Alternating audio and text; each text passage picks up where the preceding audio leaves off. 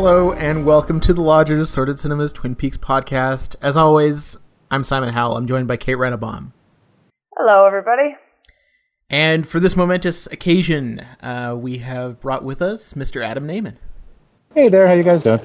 Pretty good, although not as good as you, considering, as people may be able to hear in the background, you're actually at the Toronto International Film Festival right now. Yes, I am surrounded by orange signs everywhere. Just orange signs and logos. People on Twitter, I think I gave a bit of a preview of this too, but the three of us together have had a difficult time trying to find a time that works for all of us, because not only do we have our regular jobs and daily lives, but I was at the Telluride Film Festival and then had to travel back right as the finale was happening, and then Adam had to start Toronto and Simon had to start Toronto, and finding a time that works for all of us has been exciting, but now we are here and we're doing it and it's good. And we've had some time to think about the finale, I think, in the process, which is probably not a bad thing. No, I think it is. It might, in fact, actually be a good thing. And I have to give some props to you, Adam, for being maybe the first person that I saw with the cojones to have a public piece on the finale up on the Ringer the following morning. Well, I don't know if that's cojones or just when you have a 9-month-old baby, you're just up, you know? and I the Ringer, I had a kind of floating-ish deadline, which is like, you should probably get something up in the next day or so. And I just decided to do something with something that as sort of complex and monumental as Twin Peaks is risky, which is, why didn't I just start writing how I feel right now? Yeah. And subsequently, I've gone and read some of the more measured, considered pieces, and I'm envious of those writers because they sort of took their time, but I also stand by how I felt in that initial piece because I had just seen it. I mean, I can't say anything other than that's how I felt, so. I don't know, I think maybe more so than your average piece of television, the space right after watching this episode seems to have been a very, integral part of how people are reacting to it as a whole, right? I mean, the kind of general emotional extremity that seemed to follow in the wake of it. I feel like I have to make a bit of a confession because I had a hell of a time actually watching the finale episode. I was in Telluride and I was working, and as a result, basically because I didn't have access to a good television, it was very difficult to see the episodes, period. I had a plan with friends of ours where we were going to basically try to watch it on a bigger screen, and we had to wait till the final film of the night in order to do that. And unfortunately, at that point, it was sort of 1 a.m. So then it was about 1:30 before we realized that this plan was going to fail and we couldn't actually watch the finale on a big screen. So then at about 2 a.m., I had to head home and watch it on my tiny, crappy laptop screen. And I was so tired, but I knew that if I waited, I was going to get spoiled on it and blah, blah, blah. And I didn't have time the next day anyway. So all to say that I didn't really watch it under ideal circumstances, not least of which was when I actually had to open it up because Showtime has such a crappy video player. I kept being shown the final shot of both episodes, so I saw the final shot of how the finale ended before I got to watch the finale. Oh, man. Yeah, so it was, I feel like despite having, dedicated months of my life to Twin Peaks, for some reason I angered the Twin Peaks gods and was not allowed to watch the finale under great circumstances. So anyway, as a result, it took me a little while. I don't feel like I had quite the sort of very extreme emotional reaction to the finale that people did just because I was exhausted. But I can tell you, it took Olivier, 2 days at least to recover from it. I mean, he was quite devastated by it. And I know other friends who were in a very similar position who sort of felt like the whole next day was just kind of wiped out because they were so upset and bowled over by it. Which is saying something, right? For a television show, I think in 2017, that it really seemed to affect people that deeply. Well, the thing that really surprised me about it was, if you've seen the original and you've seen Fire Walk with Me, you know that, people seemed really taken aback by the ending in terms of how, quote, inconclusive it was. And, I'm sure we all saw there was so much outrage on Twitter and in other places, and some people wrote some longer pieces that were not so friendly as well. Admittedly, that hasn't been, I think, the broadest reaction in terms of people who've hung on this long. But I did wonder for those people, have you seen a Lynch project before? You had to have known this was coming. When we get, we can break down these two episodes a little bit more later. But when we get that sort of very clear, climax and conclusion, the sort of climax and conclusion you might have reasonably expected from a more sort of conventional project, about halfway or 3/4 into part 17, that's from then on, you should really know that everything, the rest of this is not going to follow a typical sort of season or series finale trajectory. But really, also everything else Lynch has ever done should tell you that. Yeah. Well, if I can jump in on that, as again I'm surrounded, I'm going to pretend that the people standing behind me talking are famous, right? Like, I'm feet away from Richard Gere. It's unbelievable. I was going to say to that point, it's not just that the conclusion comes earlier than expected, but it has an almost satirical kind of cartooniness to it, at least insofar as punching Killer Bob Orb out of existence, Like, I'm not saying that Lynch is making fun of the material or not taking it seriously, but I found that the gathering of all these characters in one space to witness this showdown between good and evil, the definitiveness of seemingly that victory, and the ease of it, right? The ease with which the sort of evil coup or malevolent coup seems to be dispatched.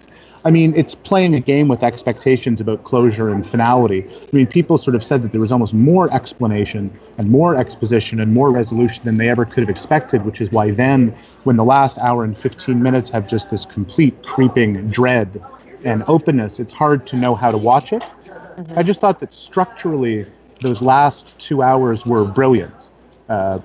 Giving you an ending that seems almost too good to be true, and then just thoroughly undoing it, which is, of course, also what the plot becomes all about, the idea of Coop literally undoing the reality of the show itself.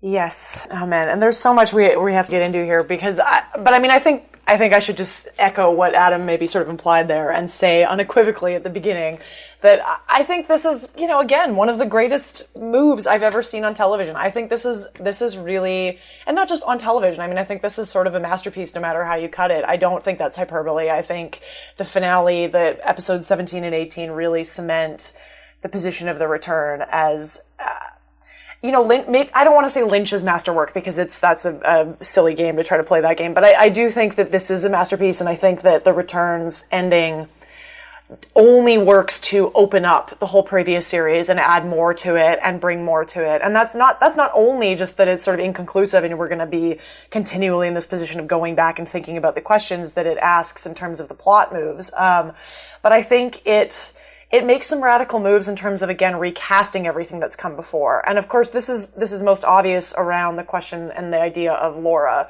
returning to the center of the four. And I think on this podcast, we've been pretty aware that we've been hoping Laura is going to come back to it and paying attention to these hints that she might play a major role here. But I think, I don't know.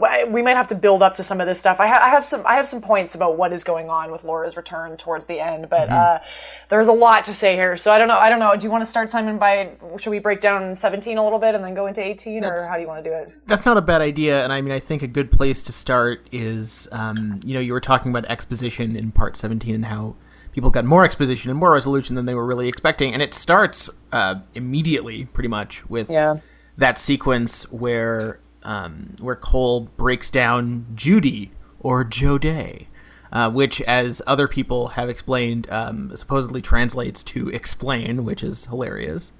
Mm-hmm. And, this is sort of of all the dangling threads that are left by these episodes, it seems like the one that people have the most thoughts on and are the most frustrated by is the fact that 20 some odd years after Fire Walk with Me, we still have no idea who or what Judy is. But I think we do. I mean, I think when I read that thing afterwards, the idea that Jaude translates to the verb to explain.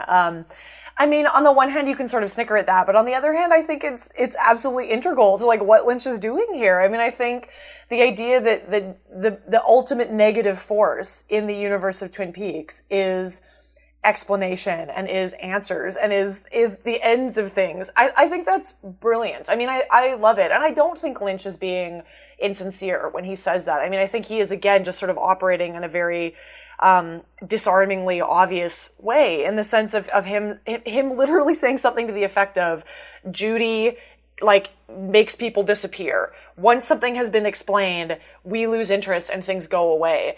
And if that wasn't a very clear signal in the opening minutes that this episode wasn't going to tie everything up and we weren't going to get some romantic reunion between Coop and Audrey and we weren't going to get like the story of what happened to Becky, and I don't know what is. I mean, I think Lynch is very clear that he is aware and he's doing this on purpose, and it's not cruelty. I mean, I think, again, this is the mistake that I get kind of frustrated by when people think Lynch is trolling them or being mean to them or just sort of, saying, screw you. I think it's the opposite. I think Lynch is sort of doing being the bad guy in the sense of taking the hit so that we can keep being invested in this world. Like, so that we can continue to sort of have this fascination and not let Judy sort of ruin things for us. That's one version. On the other version, I'm kind of interested with everybody's idea that, Sarah Palmer is Judy, and like, this is my evidence of now I'm still fascinated by all this. Well, I would say that, to the idea of explanation, or even as you're describing it, I mean, we on this podcast previously, you had me on to talk specifically about Fire Walk with Me. And there's an aspect of that in the first 30 to 40 minutes of Fire Walk with Me. Again, almost that parody of exposition and symbolism and meaning, right? And at the beginning of Fire Walk with Me, you're almost seeing like a version of Twin Peaks without the soul, or you're seeing almost a parodic or a kind of a ghostly version of Twin Peaks. And I thought he was working in some of that same mode here, plus the fact that he actually goes back to Fire Walk with Me to make that connection clear, actually putting the footage from both Fire Walk with Me and the original series, into this. So I guess what you're describing about him as it's not cruelty, it's not trolling, it's a constant interrogation of his own work and its tropes and its archetypes and its cliches. So I think he's doing that to some extent here. I mean, as for the question of, is Sarah Palmer Judy, I actually thought that, you could make, if you were making a ranked list of characters who played out this season differently than you would expect, wouldn't you guys agree that Sarah in her limited screen time would be close to the top, right? Yes. She begins precisely where you might think, as this kind of grieving shell, and we know that Grace Zabriskie can play grief. But then that scene in the diner where, she pulls her face off and becomes a monster, sort of showing maybe what's lurking underneath that. And then the scene of her stabbing the picture. I mean, I was watching the episode alone at home at night. My wife had gone to bed. My baby was upstairs. I have no problem admitting it. I mean, it's just terrifying. Yeah. It was absolutely terrifying, and we have never seen Sarah Palmer, who tends to be an acted upon character, maybe someone who's disturbing because of the grief or because of the loss, suddenly being put into that monstrous role. I mean, there's something very suggestive about that, even if to explain it to Judy or explain it totally ruins it. She had the arc, I think, that was the most unexpected, even if she only had maybe less than 10 scenes overall. And as other people have pointed out, she can't seem to destroy the picture. Yes. She smashes and smashes and smashes, and yet this most iconic image, I guess prom image and dead image are sort of in contention for most iconic Laura Palmer image. But the fact that it can't be destroyed seems very significant. Yeah, I mean, I find it fascinating. Like, upon rewatching these episodes for the third time, I only made the connection that the sequence where Sarah is trying to destroy the image comes immediately before the scene where Laura disappears out of the woods the first time when Cooper is walking with her. So there is some connection there with this idea that maybe she is Judy, and this is sort of Sarah is Judy, and this is the catalyst that disappears Laura out of the space that Cooper is in. Sure, that's one reading. I mean, I think the other reading is what you're pointing out, Simon, which is, again, Laura's image and like fixity in this universe is indestructible. I mean, that no matter what is happening, we cannot seem to undo this story and this mode and this image of Laura. And I think we'll keep coming back to that because it plays a bigger point later. But the other thing I thought we could use this as a transition to with the image of Laura's face, because I think it is maybe the most formally interesting aspect of episode 17. I mean, the stuff with Fire Walk with Me in it is stunning, and we can keep talking about that. But I thought the most formally interesting aspect of episode 17 is, of course, the sequence where when Cooper arrives at the sheriff's station, we have the big Bob fight out. At some point, Coop looks and sees NATO, and then he splits, right? Coop's head takes this sort of close-up overlay position over the image. And there are so many things that we could talk about, sort of what's going on there and why that's happening. But the first time I saw it, the first thing it made me think of was, again, a kind of structural relationship to Laura's head being sort of overlaid over the opening credits, the kind of perpetual sort of sense of this sort of disembodied face overlaid over something. And I don't know, and I still don't feel like I figured this out entirely. I do think that Cooper's face overlaid over this image ultimately only works to highlight the differences of his position in the return and the finale from someone like Laura or the women, and we'll keep talking about that. But I just thought it was a stunning move. I think it's a stunning sequence still, where Cooper looks at Diane. We eventually realize this is Diane. At Diane, the woman that he has raped, or his double has raped or something, and he splits in two. And like, this split is not clear. I mean, we have this sort of very uncanny sense in which time is slowing down as one Coop is looking at her, but he seems to be now in a different sort of universe, and the other Coop is moving forward and is in this sort of Wizard of Oz dream space of the sheriff saying to everybody goodbye. And all of this then presages the next episode, where Cooper, the good Cooper and the bad Cooper, become clearly one, and we just have Cooper. And it's this sort of mixed space that's very uncanny. But anyway, so there's a lot in there, but I thought we should bring that up. I think we talked about it the last time too, but it's just so evocative what Kate is saying. That floating head, especially the idea of a head in an orb or under glass, I mean, that's the last shot of the Elephant Man. That's the first shot of Dune, right? You know, and so when you're talking about Sarah can't destroy the image, Lynch can't destroy the image. There is something about this vision of innocence in under glass, right? I mean, even Glinda, the Glinda witch figure at the end of Wild at Heart, right? So this Twin Peaks series has obviously done an incredible amount to expand the cosmology and mythology of Twin Peaks. It's also tied very much to the cosmology and mythology of David Lynch overall. And you could almost look at the series from one angle as just an inventory of Lynch's greatest hits. There's callbacks to Eraserhead. The casting brings us back to Blue Velvet. Obviously, there's images and themes and tropes from Mulholland Drive and Inland Empire. I mean, you could do it that way if you wanted to, right? Yeah. But when you're talking about Coop's face, or even I was just thinking that, you know, Killer Bob in the end ends up being a face in an orb too, which isn't really what he was the first time, right? Mm-hmm. It's like Bob being born in that glass circle that he exists in throughout the show makes him Laura's equal, not just in terms of good and evil, but formally speaking, they're the same. Yeah. But I was going to say that image of Coop's face and consciousness superimposed over everything, I was just thinking on a very basic level, have you ever seen that before? No. I know, me either. Yes, exactly. Because it's actually one of the simplest effects that you can do in cinema. I mean, that's something that someone would have been capable of. And I think about things like Fritz Lang and Dr. Mabuse. Like, there are moments where characters' faces become superimposed over reality. He's not the only person who's superimposed a face over a scene. But at that length and at that level of, like, it's not very opaque, you know, you can see through it, it's transparent. I've never seen someone do that before. It's the simplest thing, but it's absolutely unforgettable, far beyond what it means, right? Yes. It's just, what a piece of filmmaking. Yeah, I don't think it's so much the specific effect as the duration, of the effect. The fact that I think Cooper's head is up on screen for something like 8 or 10 minutes. I might be exaggerating slightly.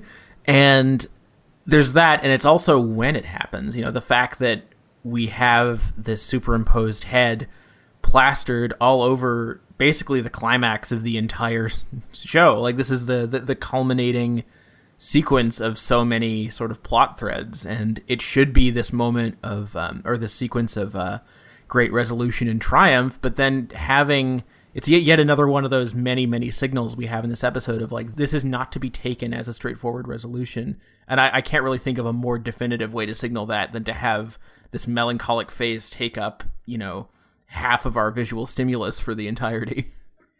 Yeah, and there's something very particular too about the fact that the head arrives, as you say, Simon, at this climax here, where really and truly we are getting the only moments in the whole series that quote, you know, that could serve as maybe what fans want in terms of, like, good Coop's return to Twin Peaks, right? I mean, this is Coop's moment with the town and saying hello to people that we've been waiting 30 years for him to engage with, and this should be this moment where he gets to be the kind of hero and we get to participate in it and enjoy it. And the head effectively undoes all of that. The head destabilizes all of that. It sort of disallows us this experience of like Coop's subjectivity, right? We're not able to lose ourselves in Coop's goodness and sort of command of this world the way that we would like to. The head very much sort of pushes us out of that and is continually reminding us that, like, you know, this quote good Coop, this sort of Coop with agency and everything here is not the only Coop, is not the full Coop, like that in some senses it literally is a fantasy. And of course that is that's doubled down on when we get to the next episode, and this sort of good Coop is revealed to again have been, I don't know, a fantasy, a dream. Like this split between good Coop and bad Coop both disappear along with this world of sort of Twin Peaks as it was, you know, with Coop saying like, I hope to see you all again. And it's sort of revealed very much to have been like the dream that presages this sort of quote reality that we end up in at the end, which is something totally different. And of course, like people could read that differently, right? I mean, you could read the ending as a emanation from Twin Peaks. And I don't think it matters. I don't think there's a right one or a wrong one. But I do think it's really fascinating that like Lynch seems to be more and more invested in these final episodes with really undoing the idea of there being a quote good Cooper that we're going to return to. People have had a lot of interesting discussions about how to watch it. Like watching the show, I mean, like literally how to sit and watch it for broadcast, right? Like you can't watch it all at once. You can't binge view it. That's by design. People who've PVR'd it now or who are going to wait for whatever home video release can kind of watch it all at once. I think that the effects that Lynch gets emotionally and dramatically from it being split up are really important. Perhaps nothing more so than at the end of episode 16, there's such excitement that Dale is back, and not just that he's back, but that he's taking charge, right? Yeah. Because Dougie's passivity is so paralyzing and so narcotizing, like Dougie doesn't get anything done. But of course, if you watch those episodes carefully, Dougie succeeds at everything. Yes. Dougie also brings people together. His home is mended. You know, he's successful in business. He disarms a murderer. When Dale comes back, the show allows itself this moment of triumph, saying the music comes back. Dale puts his suit on. He says, "I'm the FBI." I totally got off on watching that. It is amazing then 1 week later, from this first second of that new episode of 17, Dale accomplishes nothing. Yeah. He's completely sidelined, even during the big fight with Cooper. It's very interesting that it's like Lucy who shoots evil Cooper, right? Yeah. That showdown you're expecting between good and bad that you would think the show would want to do, because you've had McLaughlin playing, you know, weirdo Dougie and McLaughlin playing evil Cooper, and you're sure that they're going to really battle. I mean, evil Coop's kind of been shot by the time Dale shows up, almost. Mm-hmm. And that was when I realized that what I was watching was really disconcerting, because he brought, as we've said before, all the elements in together for this kind of conventional, possibly cathartic climax. But the way that Dale is off, it's not just once he goes through that 430-mile thing and maybe becomes Richard and maybe is in the Judy universe. I mean, we could talk about that forever. It starts right from when he arrives in Twin Peaks. Yes. He's off. He's off. And I mean, can we say enough about Kyle MacLachlan's acting? I mean, you could argue, depending on how you watch the show, that he's 4 or 5 different characters at different times. And the way I think that his acting in that 17th, let's call it the 17th and a half episode, you know, like the long walk section of the end, the trance-like walk section at the end of 17 and of 18. Mm-hmm. I mean, he is just completely emptied out and hollowed out of any personality or affect. Yeah. And then in the diner, the effortless combination of like law and order Dale and sadistic evil Cooper without McLaughlin seemingly raising a finger, like this is incredible. He, I mean, yeah, I don't think there's enough plaudits for him, and unfortunately, I'm sure he'll never get the plaudits he'll deserve, but at least we can bestow them here. The other thing I wanted to mention about that scene, I mean, the sequence of Cooper's face superimposed over this climax, is that it really reminded me this effect of him watching this all unravel, which also has the effect of making it seem like he's witnessing a memory or he's witnessing a vision, like he's experiencing a very sad form of deja vu. It really made me think of La Jetée and or 12 Monkeys. You know, this notion of witnessing a prophecy come to light, or, you know, obviously more directly there, you know, witnessing your own death as a child. It's not quite that literal here, but, you know, I have been reading those Lynch quotes circulating about his fascination with time loops, this notion of this. I think the example he mentions is someone in the 1920s just mentioning Lee Harvey Oswald. I think is the way he put it, and he clearly wants to. He's interested in wringing some pathos out of like a very familiar sci-fi concept, but he does it in a way that is really. I think that's just one possible interpretation of what he's going for with this sequence, but I think he's able to access that very elliptically in a way that most people wouldn't be able to. Yeah, I mean, I think there's so much to talk about there. I mean, I think with the time loop thing, yes, it's so constant in Lynch's work, and realistically, it kind of begins in Lynch's career with Fire Walk with Me, because Fire Walk with Me is the first time that Lynch sort of uses a film to go back and create a time loop within a diegetic world that he's created, right? Fire Walk with Me takes place before Twin Peaks, but it also seems to take place after Twin Peaks because this dream happens after the end of the original series, et cetera, et cetera. So he sort of does that first, and then after that, we have Lost Highway, and then we have Mulholland Drive, and these films that are increasingly sort of the elliptical kind of like figure eight almost as a narrative structure.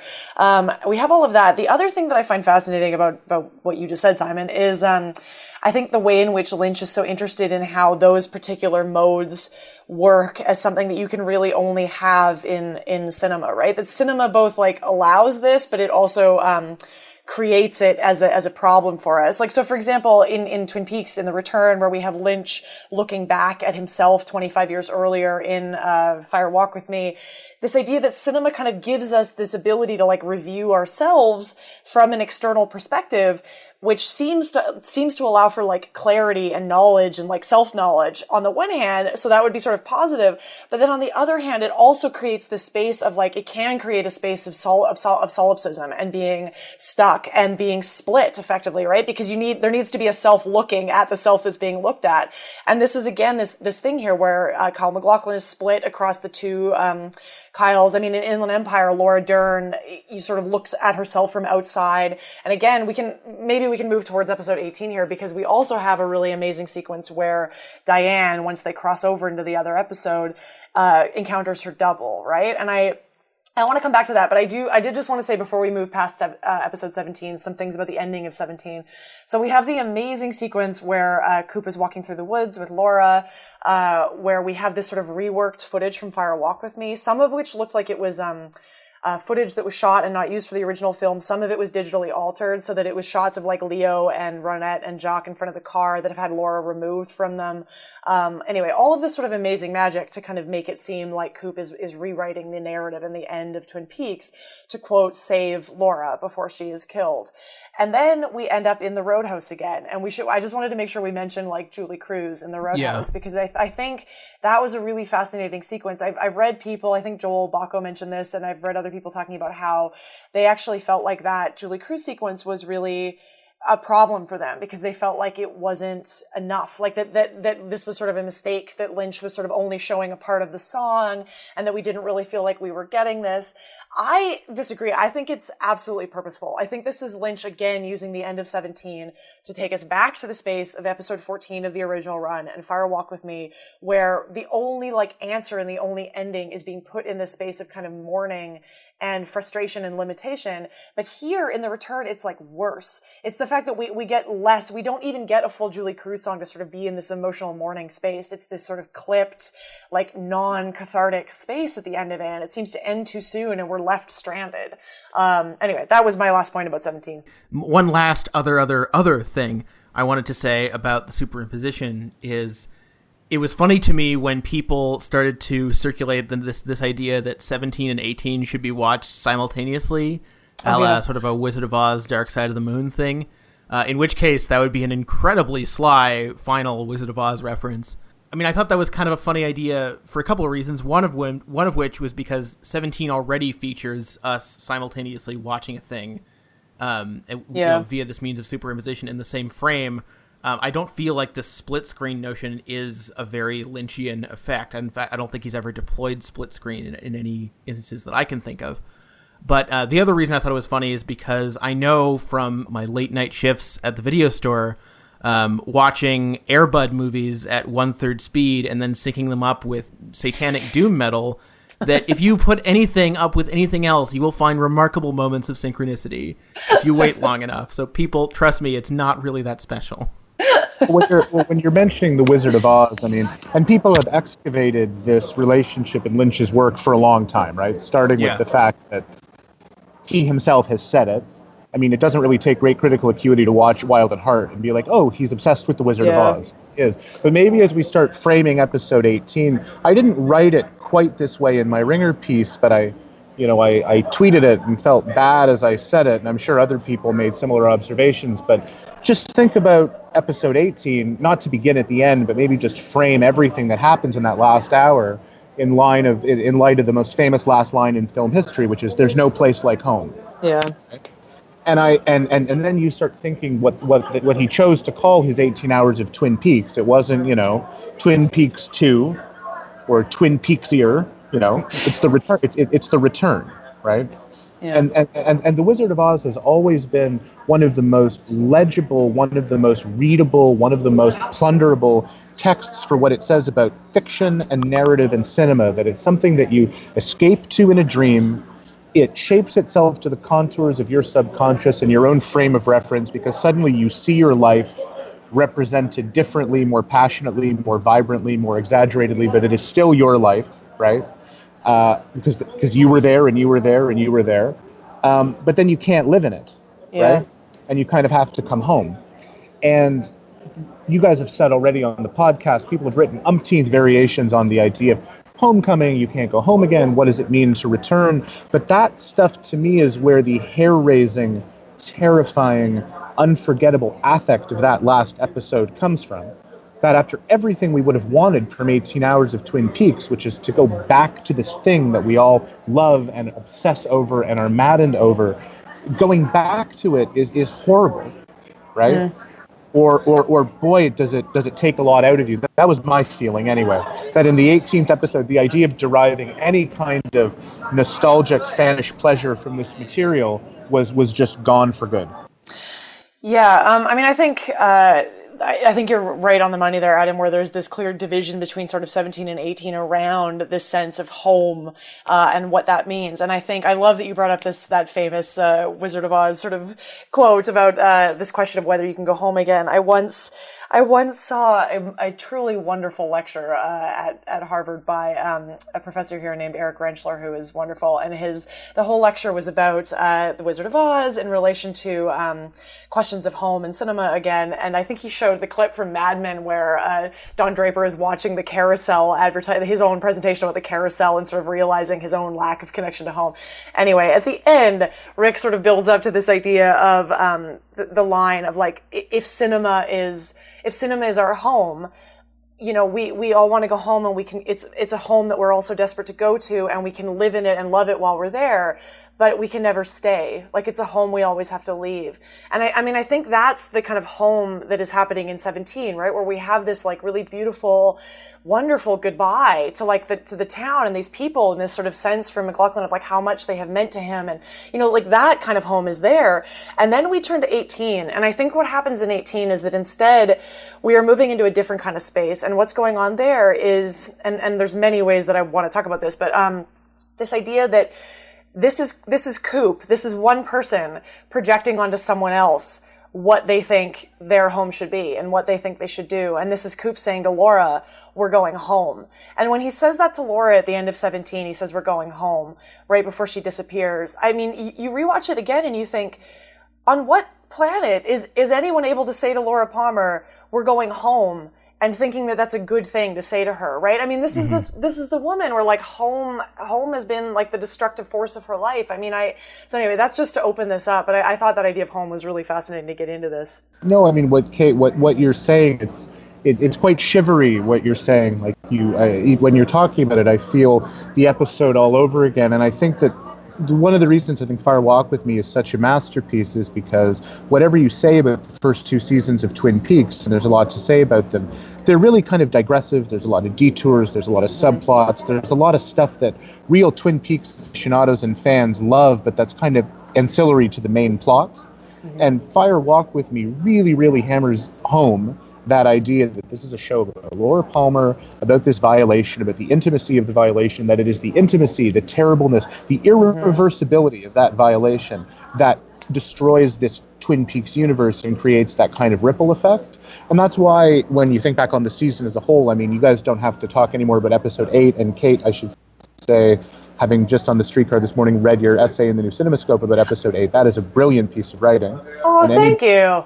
Is it out? You're literally telling me right now that it's out. Is that... Everyone should read the New CinemaScope, not least of all because Kate's piece is just so good. Okay. But I was thinking about the episode 8, other writers mentioned this. I think Todd VanderWeff mentioned it, and he's right on. Like, the atomic bomb in episode 8, it's not about reading that historically or culturally. It's just, that's what the show is about. You can't undo that, right? Once that has been exploded, you can't put it back in. And so when you have Cooper say to Laura, we're going home, I thought, well, like Kate, I'm like, yeah, in what universe? I mean, this is a universe where that bomb has already gone off and the stuff has sort of come out after it. You can't do that. And it's so amazing to watch a show that is hinged on the absolute good intentions and empathetic intentions of bringing her back to heal, balanced against the impossibility of that and the naivete of that and the hubris of that and the destructiveness of that. The ending of the show isn't just scary because of how it's staged or because of how it's acted. It's scary because you immediately feel that it's wrong. And I can't remember watching something more than the last hour of this Twin Peaks sequel where I have felt something is wrong for that full hour. It is an incredible, sustained feat of dread that I'm still kind of shaking off of my person. I can't agree enough. And I think there are so many ways to get at what you're saying, but I think I might as well just sort of like try to dig into my main point about episode 18 now, and we can maybe get into the specifics as we go. But I think rewatching episode 18, one of the things that became very clear to me, and it begins at the end of episode 17 as well, is part of what is going on in terms of what is so upsetting about that last hour and a half of television is that effectively what the show is doing, what Lynch is doing, is taking our beloved hero, Dale Cooper, and equating him with Leland Palmer. I mean, Cooper effectively ends up taking the space of the abuser and of the destroyer. And I think what is so fascinating about all of that is that Lynch is really unflinching in the move that he's making here formally across a couple of different modes of unveiling the desire to fix and the desire to save someone else and the desire particularly for men to save women, right? In this sort of hero narrative, the Western narrative that we see here, particularly over the diner sequence, the idea of the searchers, right? This space for the man to kind of sail in and save the woman as like the connected flip side of the abuser's impulse, right? Because the hero and the abuser both deny the agency and the subjectivity of the other person, right? I mean, the fixer and the hero is someone who's decided that they know better than the other person, how this other person should live, and what is the way to fix their life, and what is going to be the thing that saves them. And it's so uncanny all through episode 18, how we have Cooper continually caught in these enacting these sequences where he is ignoring the women around him. He is, seeming to be a kind of hero, but at the same time really terrorizing them and participating in hurting them. And this begins with the sequence with Diane, where they drive across this road. And Diane is clearly sort of not comfortable with what's happening and is trying to get Cooper to sort of listen and slow down. And he is set and he's not listening. And so they're going through and they go through and they end up on this other side. And Diane is put back in the space of again, this relationship that we've sort of been exploring with her all season about her relationship to her rapist, right? I mean, she sees her double outside of the hotel and this may or may not be this question of like the splitting and trauma of someone projecting someone outside of them as like, oh, that was the person that was raped. It wasn't me. Or simply this being an image that she doesn't have ownership over, like her image is for other people and not herself, these kinds of things. You end up in this hotel room with Cooper. And when you watch that scene, it reads as like an encounter between a prostitute and a John. It does not read as an encounter between sort of two caring individuals. And then we have this sex scene, which is maybe the most upsetting sex scene I have ever seen. Like, it is so unsettling for so many reasons. And a lot of that, I think, is that Lynch and Dern and everyone in that scene are very aware that what they are doing is they are enacting the kind of the scene of a sexual abuse victim, like, working to retake control over their relationship to sex and pleasure. I mean, this is literally Diane sleeping with her rapist and like covering his face and sort of in agony, and like this desperate attempt at pleasure, it keeps turning into pain. And it is one of the most upsetting scenes. So we have that, and Cooper is completely like, his subjectivity is absent from that, right? I mean, he is just sort of gone. And then he returns and he goes to the diner and he saves, quote, the waitress from these guys, but at the same time is like waving a gun around and seems to be equally terrorizing everybody.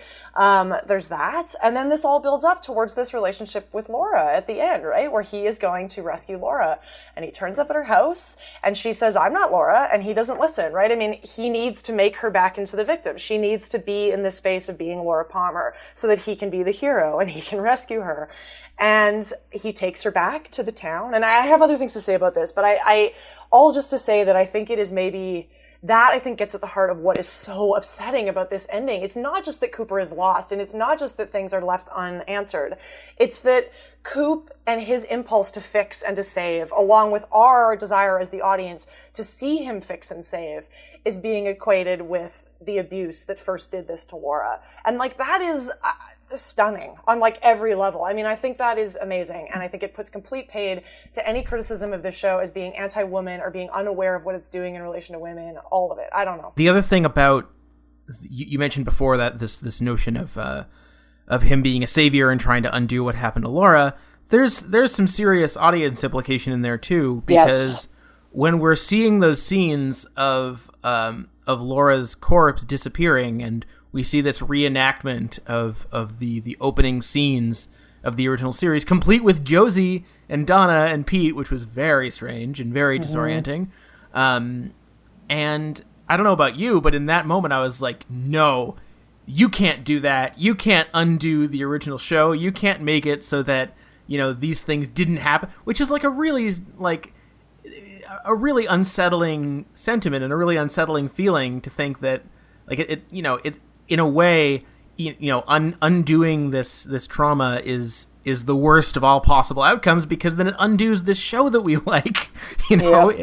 It places you with when you were talking about Cooper and his drive to fix no matter what the consequence. It's like we all need that violation to have happened to have precipitated all this, and then of course we end up in this whole other space with this whole other set of implications. But I don't know. I mean, we've talked before about this possibility of Lynch and contempt for the audience. I don't read this as contempt for the audience, but I do think that he is trying to further complicate our relationship to the original crime and our sort of vicarious thrill in it. Yeah, and I think that it's a move. I think it's a maneuver that is born to some extent of age, right? I mean, Lynch's own age. Who's Cooper working for, right? He works for the FBI. Who runs the FBI? Gordon Cole. Who's Gordon Cole? He's David Lynch. Like, I'm not trying to be cute, but I'm saying that those themes exactly can't be present in the original Twin Peaks, because I think that the perspective that this show has, which is that, nostalgia is somewhat dangerous and a bit of a fantasy, that you can try and change your memories, but you can't change what happened, that you have to accept that certain things are the way they are. Those are things that I think are made by an older artist. Mm-hmm. It's interesting because The Wanderer in a movie like Eraserhead, I mean, people have excavated Eraserhead to death in terms of what he's pulling out in that movie, right? It's his own anxieties about parenthood and about being a young father and beginning a family. But when you watch it, that feels very true. It feels very specific to one time of life, one phase in a person's life, in this case in a man's life. And even though Cooper himself is not an old man and Kyle MacLachlan is not an old man, I feel like the kind of things that you guys are talking about, they have to do with when in Lynch's career he's making it. Mm-hmm. And he's old enough and has enough distance and has sort of accomplished enough since whatever he did the first time in Twin Peaks, that's kind of where the power comes from. I keep thinking about the line, and again, people have talked about the line a lot, I'll see you again in 25 years. 25 years is a long time. And in this case, I think it is a long enough time for material that had one set of meanings, one set of themes, one source of power way back when. It had all those things. I think it's changed. I think the question of what makes Twin Peaks powerful has just inherently, definitively kind of changed, because part of what makes it powerful is that it's endured. And he couldn't have played these games the first time because he wouldn't have anything behind it. Does that make sense? Yeah. Mm-hmm. The heft really comes from return and from revisitation. He could have written a similar script 25 years ago. He could have created the exact same narrative action over a course of 18 episodes of a show like Twin Peaks. And I don't think it would mean or signify nearly as much. Well, and it's the sort of move that he's shied away from in the past, right? Like the way that Mulholland Drive was supposed to be a Twin Peaks sequel, right? With Audrey in Hollywood, but then that ended up not being the case. He's never had this strict relation. He's never been able to resume a relationship with a world in the same way. Yeah, I mean, and I think there's something fascinating too to this idea that Lynch has talked about and it's been written about extensively in relation to the original show, how one of the driving ideas, like one of the driving fascinations for Lynch in the original show was the ability to kind of excavate and have people confront this sort of violence at the center of the kind of domestic space, right? I mean, it's not, you're absolutely right, Adam, like that the violation that is at the core of Twin Peaks is about this sort of familial intimacy, but it's also something about the kind of like domestic banality, like the idea that is really where violence lives. And so for Lynch, this sort of fascination lives in this idea of being able to explore that on a television in your living room.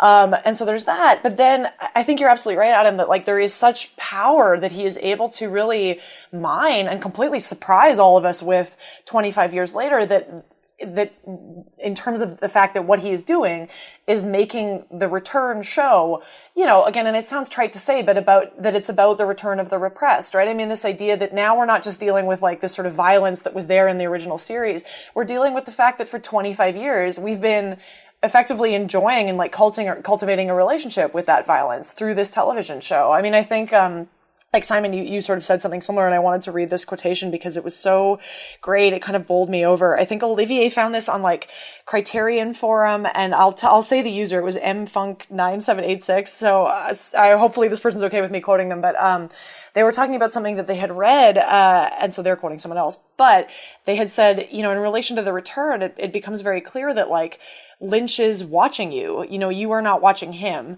And he knows that by wanting more of this particular universe, you, the spectator, are robbing Laura from the angels and dooming her to live in our terrible world yet again. And so this is this idea that like we are put very much in the active position of calling Laura back into life here. And I think Lynch is sort of wanting us to take some ownership over that. And I don't think that's the same thing as like trolling or being cruel, because I think that again, Lynch is very aware that he is in the same position. And I think that, what I liked about what you were saying there, Adam, like this idea of Lynch as an older artist returning to this and how that changes his relationship to this material, is I think it's fascinating to be able to look at how, this scene with like Julie Cruz singing and Laura's death, how it happens very much at the famous kind of like aborted halfway ending of the original series in episode 14. And then Lynch reenacts it again at the end of episode 17, and how we can kind of map the differences between those two. And I think in the original series, that ending was very much about, just a sort of like unfiltered sadness, like this sort of grief over how could this happen? How could we lose Laura? Like, and I think Lynch is very much living that and feeling that, and that's how he's able to do such a wonderful job with it. But then when we return now again to the same scene, I think the sadness is there, but I also think it's tinged with this sort of anger over the fact that nothing has changed. Like we're 25 years later and this is the same problem. And I think that if we're going to say, Kyle MacLachlan couldn't save Laura as a figure, I think Lynch is absolutely part of that too. Lynch can't save Laura as a figure, right? I mean, Lynch, I think it, in some senses, like when at the end of episode 17, when it's hinted that Laura's going to disappear off the beach, my reactions, like Simon, you were describing your reactions, my reactions were a little different to that. My reaction was at first, like, when we see her disappear off the beach, I was sort of overjoyed momentarily. I was like, holy shit, like, is Laura going to get to sort of live her life and be fine, and this is going to be amazing? And then very quickly I realized, like, that's not what's happening, and this is just purely wrong. Like, something is wrong. But I look back at that now and I think how utterly, utterly disingenuous it would have been for Lynch to do that, like to create that sort of narrative move where he would be letting himself off the hook for having created this narrative in the first place.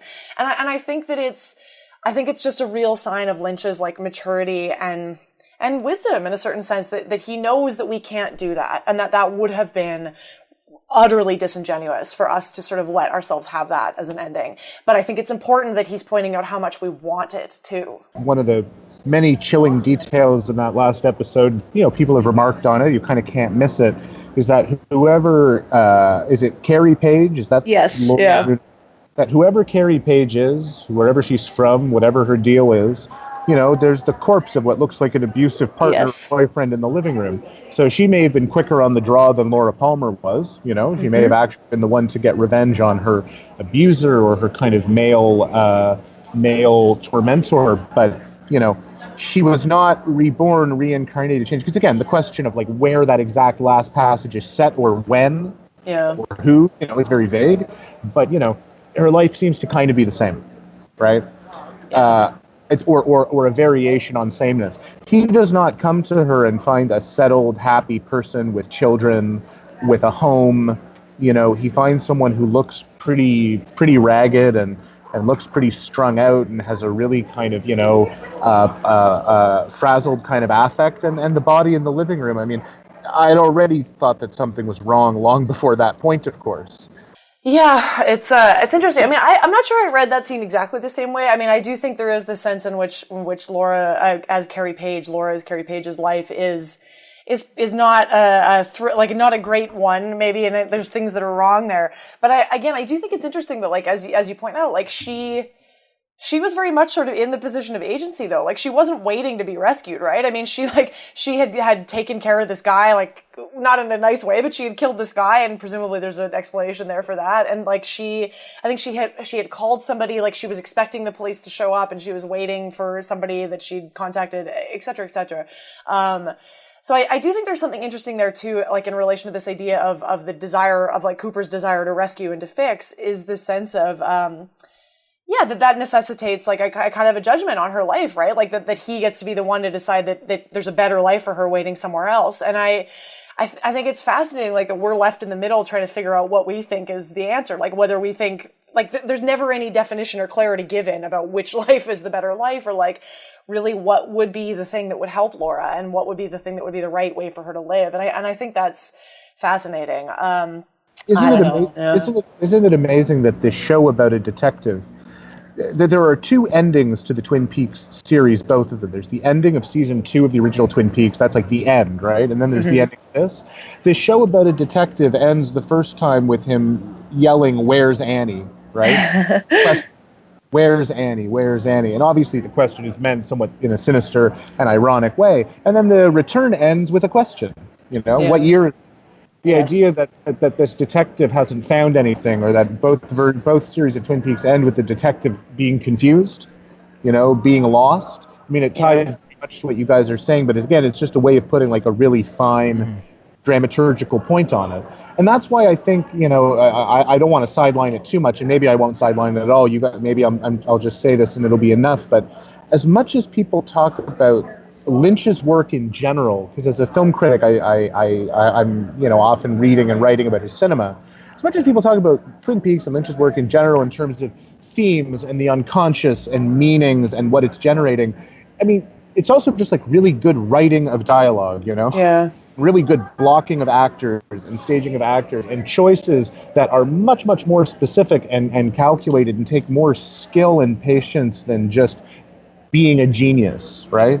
And so, I was thinking, watching the 18th episode, just about little bits of staging, like the way the camera follows them up the drive of the last house, or the framing and the sex scene that you're talking about, where it's not just the hideousness of the choreography of covering his face, but, Cooper kind of crammed into the bottom right of the frame away from the camera. There was no possible way to identify with his feelings in the middle of this sex scene. Yeah. It's all too close. It's all too intimate. Like, this close-up of his hand on her breast is so, like, I don't know, yeah. Because I guess I would say that, formalist readings of Lynch tend to be sidelined in favor of psychoanalytic ones or sort of auteurist ones. And that's because from those points of view, or from other points of view, he's this incredibly capacious filmmaker. Like, it's all there, So people feel like they don't have to start with form the way you do with maybe some more shallow filmmakers or sort of some more easily understood filmmakers. But, I'm at TIFF, so I'm hanging out with film critics all week, and we're watching films, and it keeps coming up after screenings, over drinks,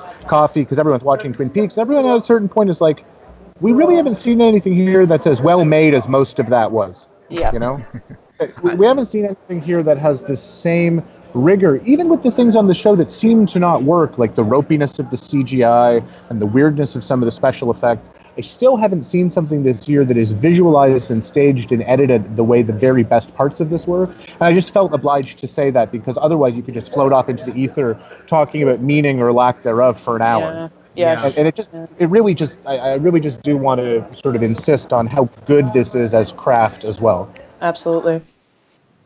Yeah, I think that's been a recurring sentiment that I've been hearing. It's festival season in Venice and Toronto and Colorado and soon in Montreal and other places, and I keep hearing that. It's nothing I've seen can rival The Return, and I've heard that at some pretty major festivals, and now I've heard it in Toronto. I have maybe a couple last points just to make about 18, and then depending on how long we can keep Adam for, we can see if we want to talk more generally about the show. But I had 2 points, and one, I can't resist for throwing it in there from after Adam talking about like the sort of impressive formal construction of this show, because I forgot to mention earlier. But rewatching today, I just loved this. I thought this was so genius. Watching the scene in the diner, which, by the way, the tagline for that diner is breakfast, lunch, diner, which makes me laugh every time. Like, it's ridiculous. But the diner, when Coop is sort of engaged in this sort of shootout with these guys and shoots one of them in the foot and something. And I found it fascinating. If you slow that down, in the image, all of the cowboy guys, these sort of other guys are I think all but one of them is wearing white hats. And then, because this is a Western, if there's a white hat, there has to be a black hat. And if you look over in the frame, in one corner hanging on a post is like a black hat. And it's like it's waiting for Cooper. It's like he hasn't put it on yet, but if there's a space in that scene that he has to play, then it's the black hat. And I just thought that was like genius. I mean, I think Lynch's work with like staging and props is forgotten sometimes in terms of what he's doing, but I think it is genius. Anyway, there's that. And then the last thing I kind of wanted to say about the end of 18, and this is totally Olivier's point as well. I'm completely cribbing from Olivier, but was in this moment when you have Coop and Carrie Page or Laura driving, and then they arrive in the town of Twin Peaks, and there is something very uncanny about the idea of, this is our umpteenth, quote, return to this town, right? I mean, we've been sort of returning to the town over and over and over again. And there's something so unnerving to the idea that the final sequence of the show is yet another return to the town. But because it's sort of Coop and Laura arriving in like this car, and they're driving past gas stations, and it's at night and there's no one around, in a certain sense, this town of Twin Peaks, it becomes like every other town, right? This is no longer a kind of special place. It is like every town in America. And I think there is something, I think again, that just is yet another level of like Lynch not being willing to let us sit with nostalgia here. This is instead another way in which he is going to hammer home this idea that like the damage and violence at the heart of this show is not specific to this like one invented magical place. This is something that exists everywhere. It exists pretty consistently. And I think I don't want to just say like it's upsetting at the end, because I don't want to say that The Return is only sad or is only upsetting. I mean, I personally cannot wait to go back and rewatch all of this. Like, I am counting the minutes until somebody in Boston like shows this all on the big screen. I cannot wait to see it on a big screen. Like, I hope that people out there who are disappointed by the ending or feel frustrated or cheated by it or something, I hope that they can they can get some pleasure out of the idea of like returning to it and keep going back to it, and not necessarily being too concerned with only the idea that things weren't wrapped up, because I think there is so much in this universe, and I think Lynch is again only working to kind of keep it open for us and let it be like a home that we can always go to even if we can't stay there, right? So yeah. I mean, before I have to start packing up to make it to a film, I just wanted to ask, because we're talking about the very ending of the show. Can you guys say a little something about Cheryl Lee, which is prompted by what you were saying? I want to talk about Cheryl Lee. Like, we did that Fire Walk With Me episode, and we were throwing things around about her performance relative to other Lynch protagonists or other Lynch women or other characters. And I happen to think that in the career of a filmmaker who's directed some incredible performances, especially by actresses, Lee might be the best, compounded by the fact that when Fire Walk With Me came out, she was considered to be the worst, and really made fun of. Yeah. I think about, we're past the point of spoilers here on this podcast. Like, it is not spoiling things to say that the last thing we see on the show, not counting, I guess, the post-credit thing of them back in the lodge, is her face contorted in this scream, right? It's the last thing that we see. Yeah. And when she screamed, first of all, her ability to mimic the exact screams from, her time on the original show, Fire Walk With Me, is amazing. I mean, it's incredible. Not just that she's the same face, but it's a perfect Xerox of a physical reaction. I mean, so there's that. The tragedy of Laura's screams and grief and trauma and the original incarnation of the character is that she's too young, right? Like, these are horrible things that she's kind of learning, and this kind of virginal, innocent girl is being exposed to the horror of the universe too young. What's so awful about her scream at the end here for the character is that she's back there now, right? Yeah. I thought the idea of Laura being back in every way, not just back to Twin Peaks, not just back to her house and all that implies, but like Cheryl Lee going back into that moment of abject terror and back into a character that in some ways kind of made her career and ended her career at the same time. She didn't do much after Twin Peaks and Fire Walk With Me, because I think the extremes of her acting were often kind of misinterpreted or not appreciated for what they were. Yeah. And I thought that as much as the show is about Cooper, as much as Cooper is the one with agency, thinks he has agency, and this last season was a complete tribute and triumph of Kyle MacLachlan in this character, he ends on Laura. And he ends on Laura's face. And think about the fact that even in The Return, where Laura's barely in it, the credit sequence, which is a new credit sequence, it has new shots in it, begins with, Laura's face. So just think of that Laura's face under glass, that beatific smile frames the beginning of every episode of Twin Peaks: The Return, and then the last shot we actually get is her face in that unforgettable mask of terror. And it is without a doubt the scariest thing I've ever seen on television. The way that Lee just collapses into that gesture. I will never forget it for as long as I live, even if I didn't rewatch it.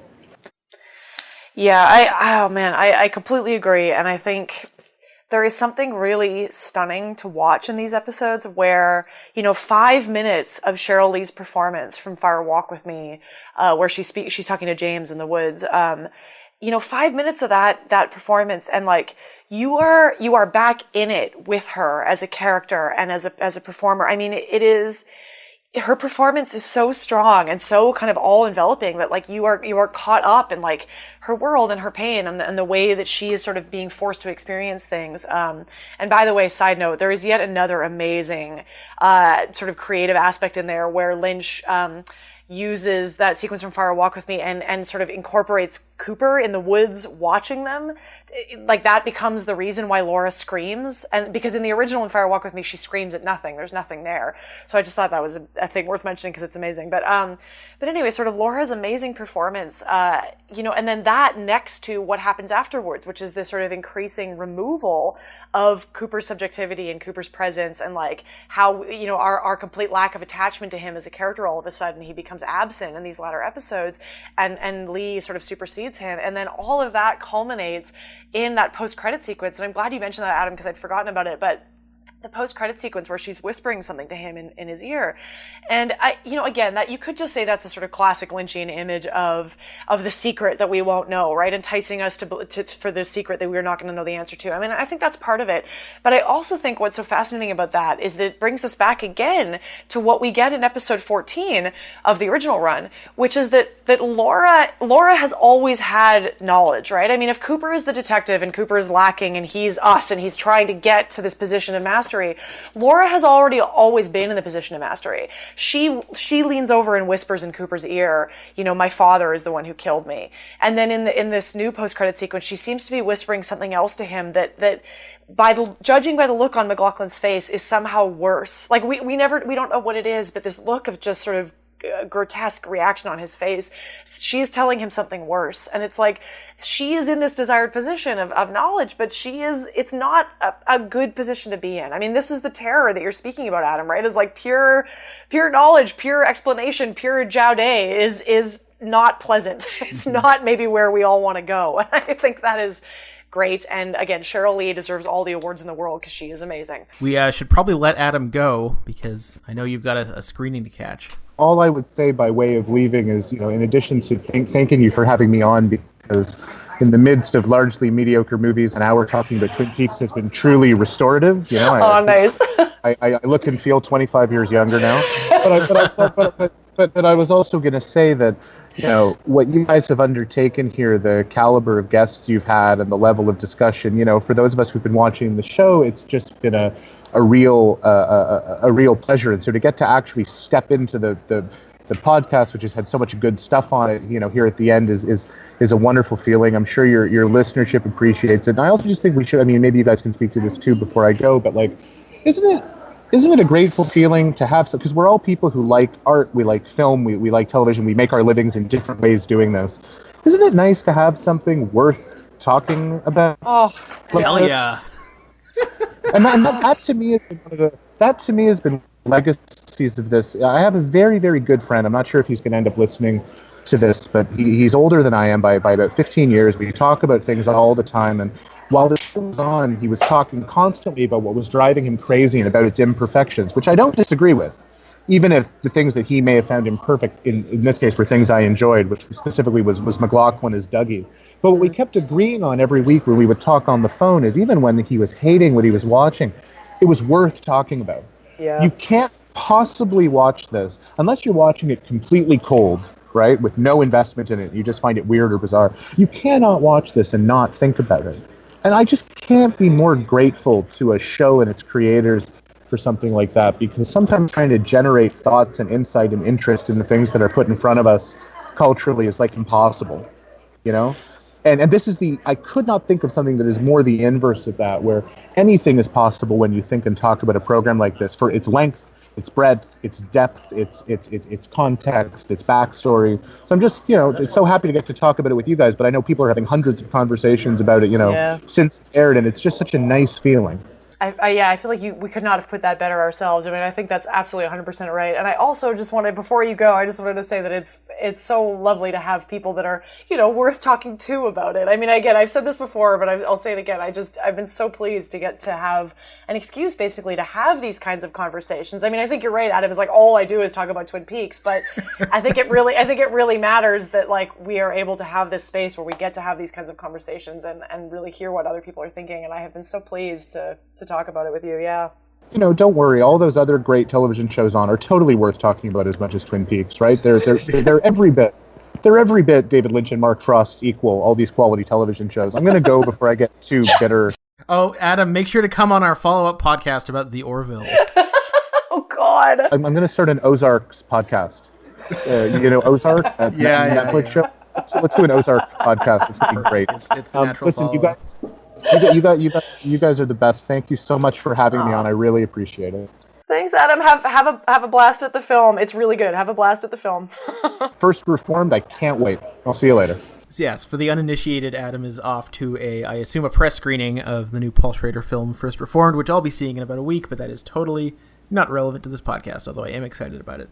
I think it's appropriate and funny and fitting that while Adam was on the phone, we were able to get some real-life chatter in the mix, courtesy of the seemingly very crowded TIFF press galley, because one of the other things I wanted to talk about surrounding the climax of 18 is yet another example of Lynch doing something which I think is relatively new in The Return versus his earlier work, and having reality sort of intercede. And by that, of course, I'm referring to the fact that when we get to the former Palmer home, or perhaps the future Palmer home, we are greeted by the actual homeowner. Yeah, the woman who owns the house where the exteriors of the Palmer household were first filmed. I'm not sure if she still owns it or what the deal is, but she was the woman who like owned it at the time, I believe. Yeah, what an unexpected move, right? I mean, I feel like one of the things that's been so fascinating about this finale episode is like the ways in which Lynch is playing with these levels of like dream versus reality. Because, you know, you would never think like, oh, well, Lynch, there's a guy you would associate with like documentary or like the move towards the real, right? I mean, that's not really his bag.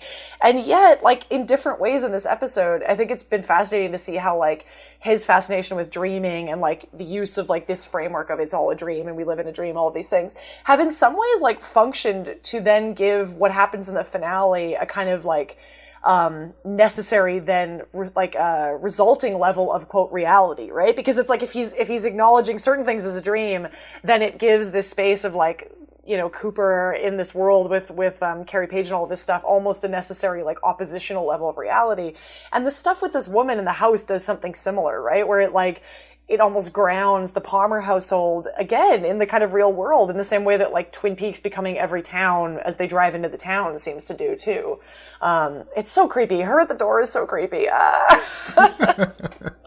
Yeah. Well, and also, I didn't mention this when we were originally talking about the Diane Coop sex scene, but sort of one of the more convincing sort of potential interpretations of that sequence that I've read is this notion that maybe one of the reasons the sequence is blocked in such an upsetting way, where, you know, there's clearly no affection involved, is the notion that what they're actually doing is trying to summon this malevolent force that we saw, which may or may not be Judy or Jode, by having sex, in the same sense that when in much earlier in the show when we had is it Sam and Tracy? What was the guy's name?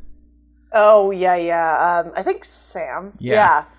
When those characters have sex, that seems to summon that malevolent force to come after them. So that it's it might be mechanical in distance because it is strictly utilitarian, and I'm not sure that I buy that reading or that it's necessarily like the. Certainly, it's not the only reason it's staged that way, but I did think that was a fascinating concept.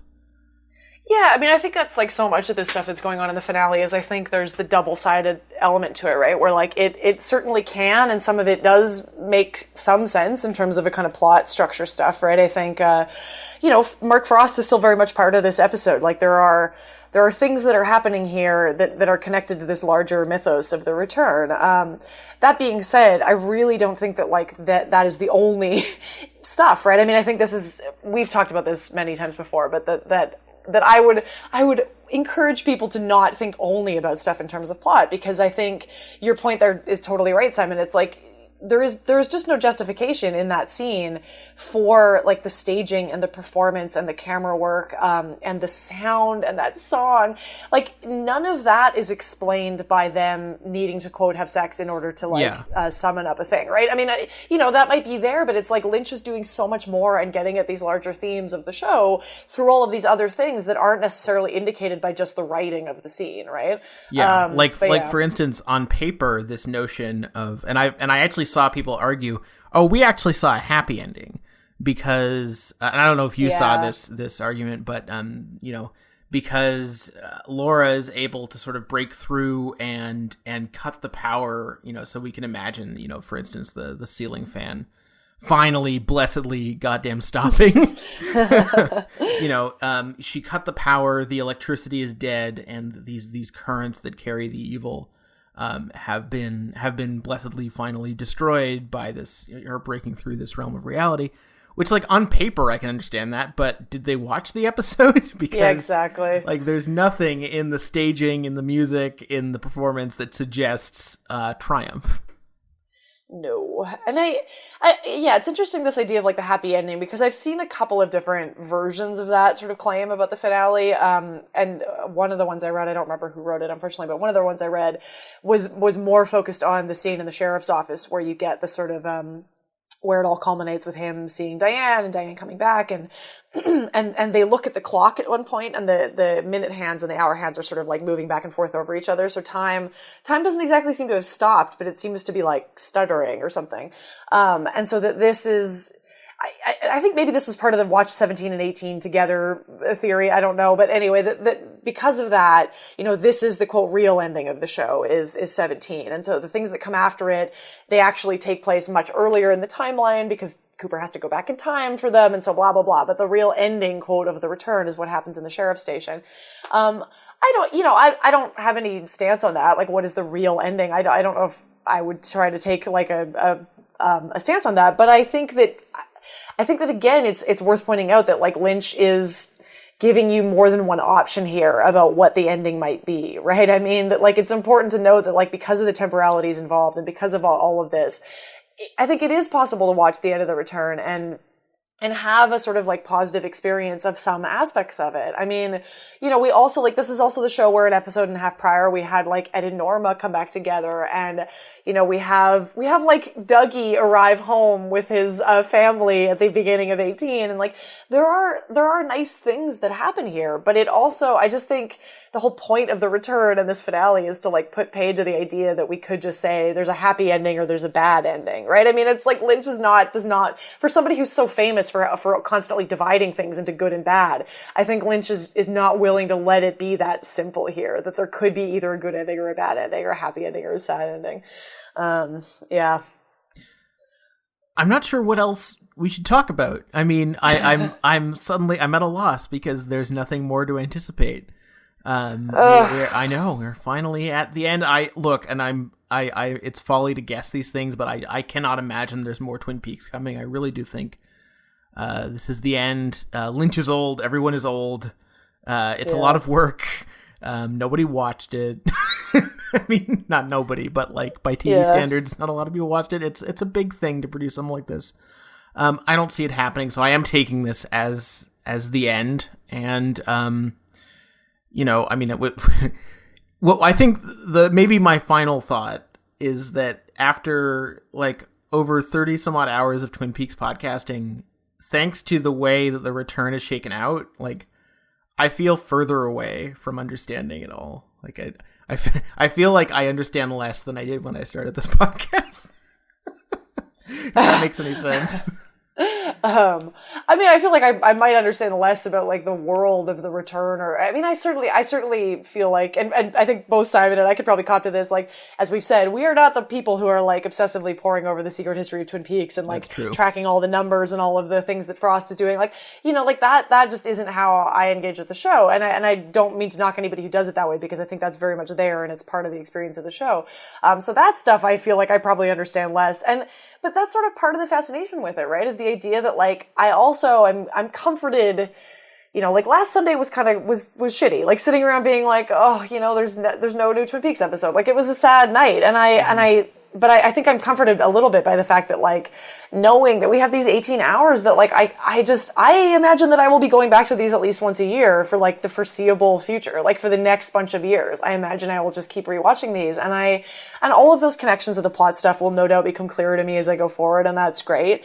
But I don't know. I think there's something important about that idea that like, this doesn't need to be thought of as some like desperate sad ending. I mean, I think with the time loop and all of this stuff, it's like Lynch is very much making this, again, a world that we can feel okay about going back to over and over again. And like, I think something we haven't talked about as much lately on the show, but I think is very much there, is all of this stuff, again, about the way that formally The Return has been invested in these questions of like digital filmmaking and new ways to watch television, digital watching, all of these things. And sometimes maybe in what's the term? Like, not quite jokey, but like skeptical ways about them, right? The way that Lynch is incorporating things like stuttering and skipping and stopping and all of these things into the experience of it.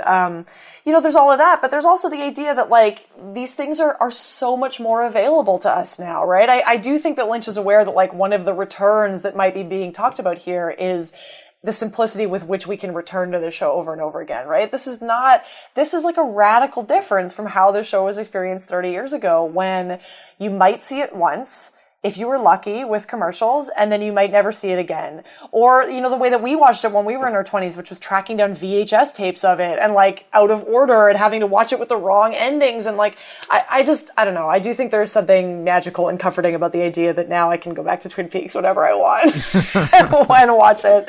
Yeah. Well, that's a very nice sentiment. We should be wrapping up. However, given that this is probably our last episode, this is something that Kate and I have to talk about off mic. But I wanted to give a nod to our many, many fantastic guest hosts. I actually I emailed them all a little over a week ago, and I asked them if maybe they could contribute a little bit to our final episode by sharing their thoughts on the finale and or the series as a whole now that it's wrapped. To be honest, I wasn't sure if I was going to get any replies because people are busy, but surprisingly, I got a few, some in audio form and some in text form. So I wanted to share those with y'all real quick. I'm going to start with this clip sent in from good friend and erstwhile co-host Dr. Sarah Swain. I'm still reeling from the finale of Twin Peaks: The Return. I was profoundly unsettled, confused, and bereft after watching that last scene outside the Palmer house in Part 18. That scream was world obliterating. It was a death knell, announcing the demise of a world I didn't fully know, but loved. And I think the show has always been, in some sense, about death, but this season in particular. And I can't help but think about how Margaret Lanterman offers in her parting words to Hawk that death is just a change, not an end. And the world of Twin Peaks has been changing, arguably, since the first season. But the beginning of The Return was so odd, so strange, and it became only increasingly unfamiliar as the season wore on. But I think it's because the world of Twin Peaks, the one we did know and love, had already died. The Return is simply the process by which that show becomes something else. It doesn't just reside stable in our memories, just as we like to remember, solely to be activated when we want to think back to it or revisit it. It stubbornly persists, and it echoes. It changes, it expands and contracts and transforms, while weaving its way through our thoughts and our experiences, and continues to affect us in the world. And I love how the person that opens that door to the Palmer's house at the end is the property's real owner, Mary Reber. It's a kind of interjection of reality into the fabricated world of Twin Peaks. The last episode ends up becoming a kind of Club Silencio passage from dream world into reality, a way of announcing that the characters have now been set forth to make their way into the real world, to unsettle and transform it. And that makes The Return a lovely parting gift for fans, for the creators of the show and everyone involved in its making. A kind of insistence that everything that once exists has a potency to it. It bears a magnitude that cannot be devalued. It cannot be disentangled from everything it has encountered. And it certainly cannot be destroyed, no matter the forces of destruction to which it is subjected, whether we're talking about Laura Palmer or Twin Peaks or life itself. Cultural forms and life forms create change from the force of their encounters. Calling in from Mexico, Byron Davies has this to say. Hi, it's Byron. I'm speaking across from the Institute of Graphic Arts in the city of Oaxaca in the south of Mexico, a city where I've been for most of this year for personal reasons. Here in Mexico, Twin Peaks: The Return has been broadcast on Netflix, where each new episode has been uploaded at 2 a.m. Monday morning. Nearly every week this summer, as my partner and I have tried to stay up until early Monday morning, waiting for a new episode to appear in Mexico, we've discovered the pleasures of watching The Return in a state of liminal dreaming. In a couple of months, Oaxaca will, like much of Mexico, be celebrating Dia de Muertos, the Festival of the Dead. As my own celebration of the dead, I want to read to you a kind of necrology, namely a list of films whose crews goes to the late Catherine E. Coulson, a.k.a. the late Margaret Lanterman, a.k.a. the Log Lady, who, as we know, died of cancer during the making of The Return. For most of the films on this list, Coulson worked as assistant camera person. The first film from 1976 is a significant one, The Killing of a Chinese Bookie, directed by John Cassavetes. Next, from 1977, Eraserhead. Also from 1977, Moonshine County Express, and another Cassavetes film in 1977, Opening Night. So Coulson worked assistant camera on two of the truly great films of 1977, Eraserhead and Opening Night. Next, Star Hops, directed by Barbara Peters. Youngblood, A Force of One. Modern Romance, the 1981 Albert Brooks comedy. Bitter Harvest. Star Trek II, The Wrath of Khan. A documentary in 1986, Private Practices, the story of a sex surrogate. The 1988 Lynch short, The Cowboy and the Frenchman, which included several actors who would appear in Twin Peaks. This was Lynch's contribution to a series, The French as Seen By. IMDb lists Coulson as assistant camera on Werner Herzog's contribution to that same series, though I have not been able to verify that as she's not listed in the film's credits. Cold Dog Soup. Night on Earth, the Jim Jarmusch film, where she would have been first assistant camera in the Los Angeles unit, which would have had her again filming Gina Rollins, as she had for Opening Night. And finally, another documentary, Music for the Movies, Bernard Herrmann. From this list, we can see that Coulson participated in some true crests of cinema in the last 4 decades, up to including Twin Peaks: The Return. Goodbye, Catherine Coulson, and thank you. Also, thank you to Kate and Simon for their excellent podcast and for all their hard work. Sweet dreams. Que tengan dulces sueños. We also got a contribution courtesy of Miriam Bale. Hi, Simon and Kate. I'm happy to come back on the podcast to talk about the finale. This is Miriam Bale. The finale, or the finales, 17 and 18, are the positive and the negative, obviously. The light and the dark. The AC and the DC. Or no, the DC and the AC. I'll get back to that. But I think it was so fascinating to do it this way and to have the entire series preparing us for this science fiction about time. All the scenes with Audrey and with Billy and with dates, there were lots of clues that this was coming, that there was something about time and about time, maybe about timelines happening at the same time, overlapping different timelines, which is, I think, a science fiction thing.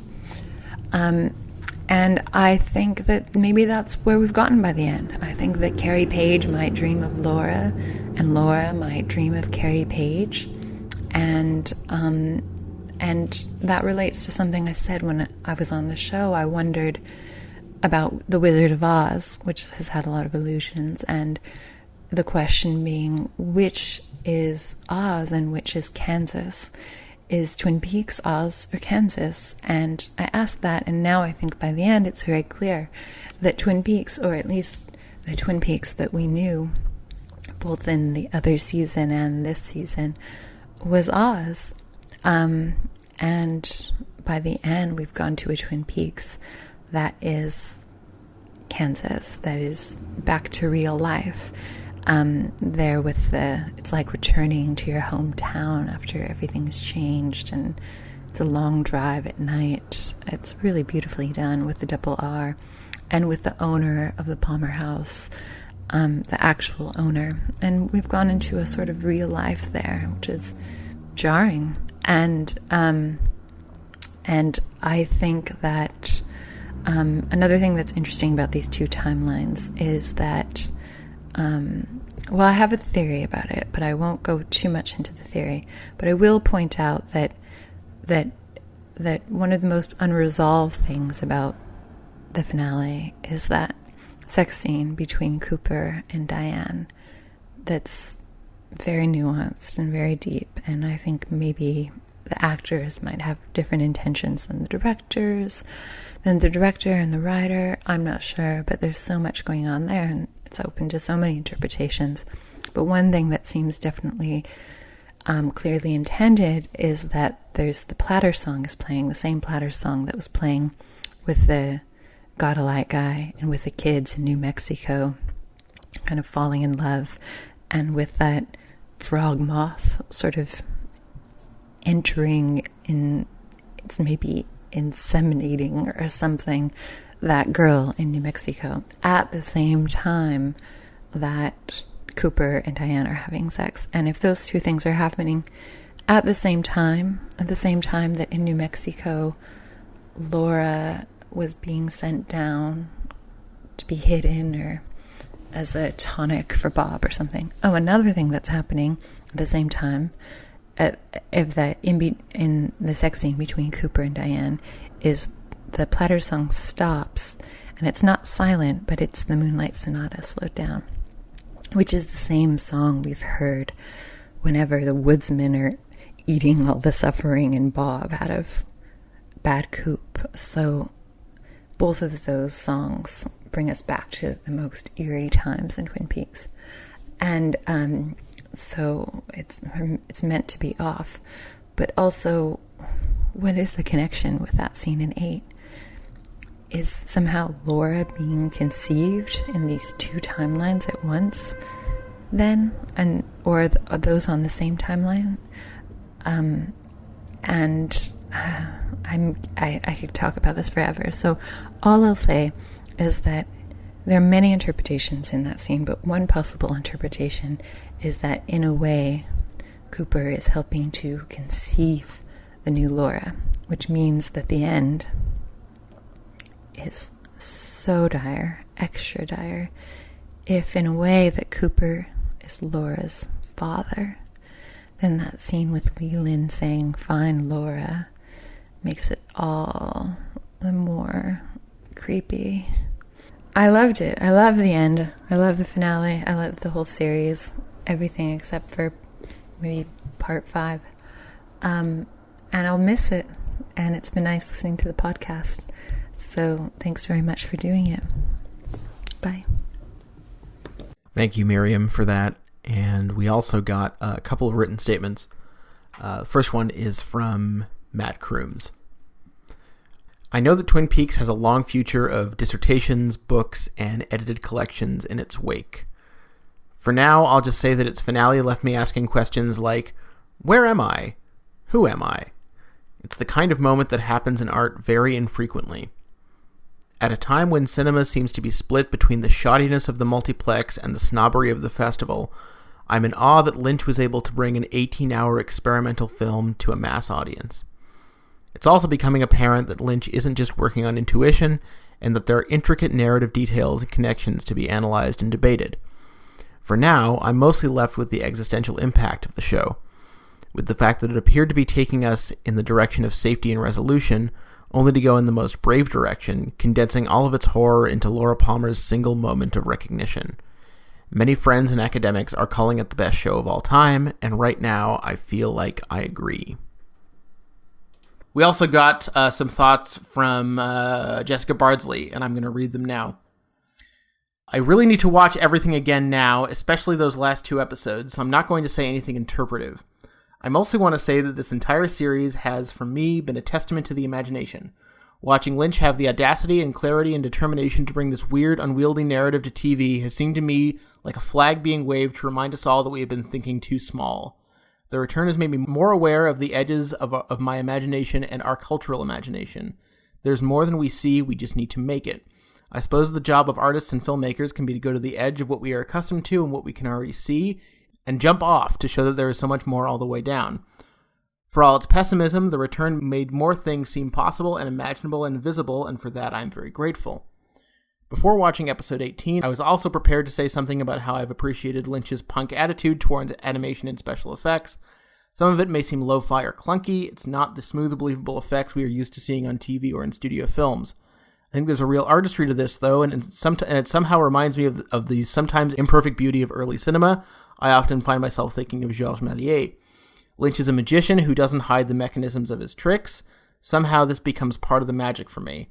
Also, with a rewatch and more clarity, I would ideally have something more to say about electricity. It hums throughout this entire season like some kind of life force. But something changed for me in episode 18.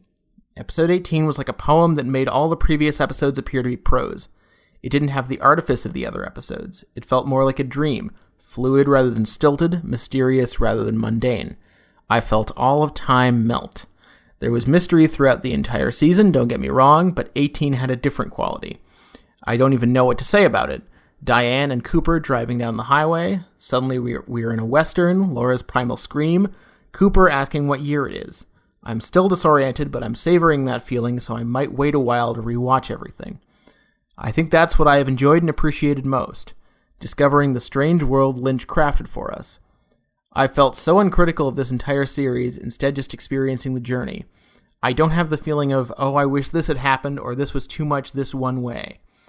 I've just been reveling in the gift of it. My only complaint, I guess, is that I wish the gift could go on forever.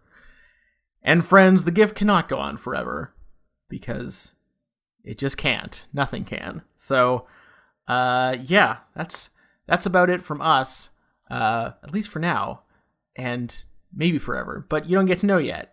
You're just going to have to wait. I will say, though, that if you go on iTunes and rate and review the show, this is our last appeal, probably. I will say that if you do that, I will personally visit you in some dimension or another and tell you who Judy is.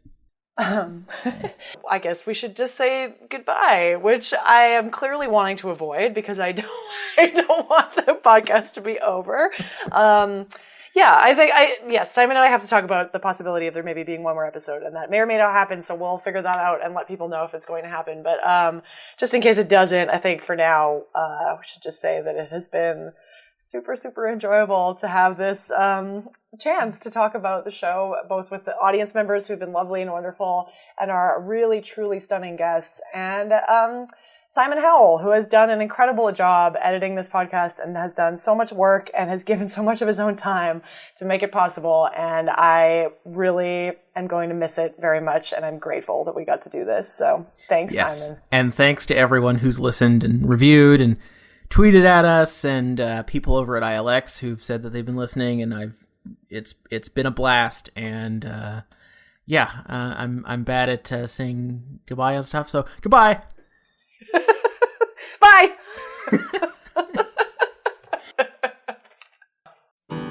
Now this is all rough, but that's all right, isn't it? Yeah. I don't have to do a performance here. No, you can do whatever you want. This is a living room rehearsal.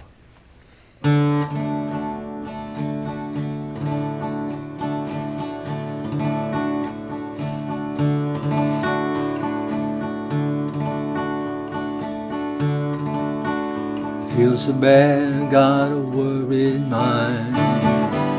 I'm so lonesome all the time.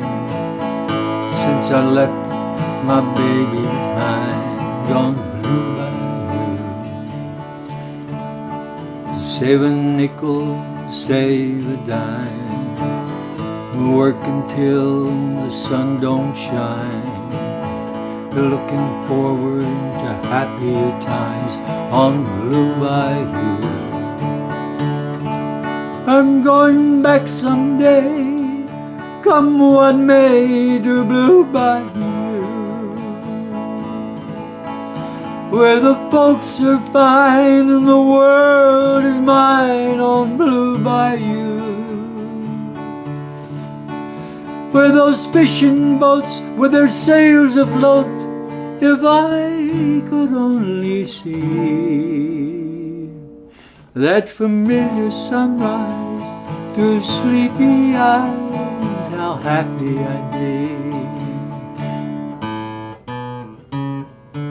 Gonna see my baby again, gonna be with some of my friends, and maybe I'll feel better again on Blue Bayou. Save a nickel, save a dime, work until the sun don't shine, looking forward to happier times on